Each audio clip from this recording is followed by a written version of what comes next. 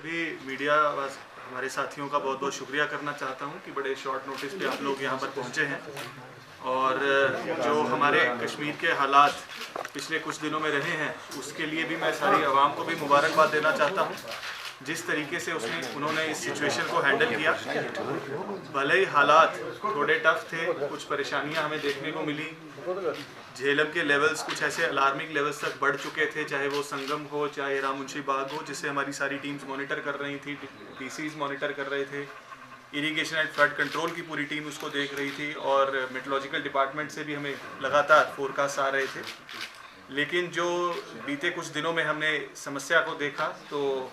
और आवाम ने उसका बड़ी डट करके सामना किया है और आगे भी हमें इसी तरीके से अलर्ट रहने की ज़रूरत है।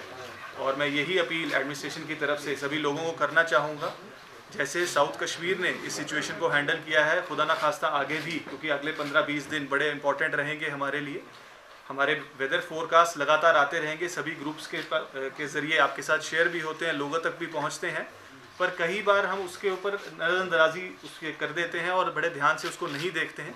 तो जो हमारी वेदर एडवाइजरीज़ हैं, जो अलर्ट्स हैं, उन सभी को हमें देखने की बहुत ज़रूरत है और उनको फॉलो करने की ज़रूरत है। जितनी भी हमारी ट्रिब्यूटरीज़ हैं झेलम की, सिर्फ झेलम ही नहीं बल्कि चाहे कुलगाम के हायर साइड पे विशो नाला है या पहलगाम की तरफ लिदर है या उसकी हायर जो ट्रिब्यूटरीज़ हैं, उन सभी पे भी वॉच रखने की ज़रूरत है। और जो भी रिवर बैंक स्ट्रीम्स के आसपास लोग रहते हैं उन्हें बहुत सतर्क रहने की ज़रूरत है, बहुत सावधान रहने की ज़रूरत है। और अगले आने वाले दिनों में भी हमारी district disaster management teams ground पर रहेंगी, जिसके अंदर मजिस्ट्रेट साहिबान होंगे, पुलिस के ऑफिसरान होंगे, SDRF की टीम होगी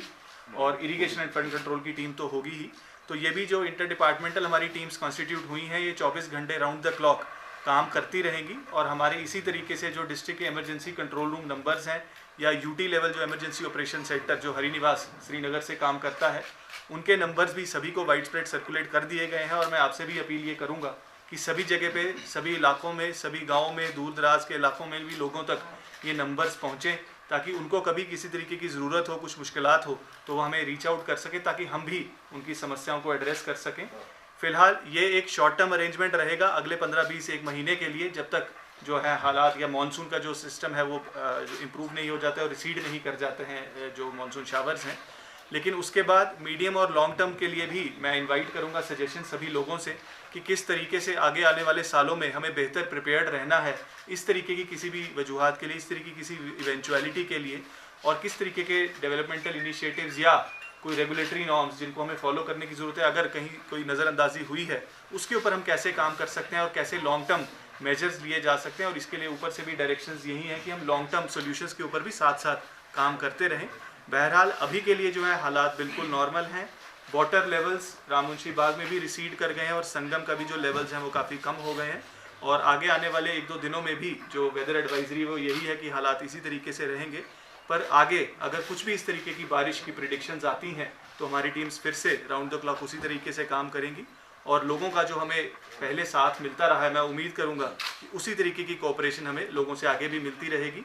मैं अपनी सभी डिपार्टमेंटल टीम्स, हमारी irrigation flood control teams, police, SDRF और हमारी जो 15 कोर की आर्मी की टीम है, जिन्होंने भी पिछले 1-2 दिनों में बहुत अच्छा काम किया है, उनको भी मैं इस मौके पर बहुत बहुत मुबारकबाद देना चाहता हूँ।